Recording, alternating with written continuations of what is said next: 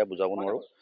তেনেকৈ এতিয়া অল আছামৰ ভিতৰত আমাৰ নাজিৰা আদৰ্শ আৰক্ষী থানাই শ্ৰেষ্ঠ থানা হিচাপে মানে মিনিষ্ট্ৰী অফ হোম এফেয়াৰ্ছৰ পৰা স্বীকৃতি প্ৰদান লাভ কৰিছে আৰু আমাৰ খুবেই আনন্দিত হৈছোঁ আমি। আৰু মানে ইয়াত বহুত আমাৰ নাজিৰাৰ পাব্লিকসকলে আমাক সহায় কৰিছে। পাব্লিকৰ অবিহনে পাব্লিক ছাপৰ্টৰ অবিহনে আমি মানে অকলে পুলিচে একো কৰিব নোৱাৰোঁ।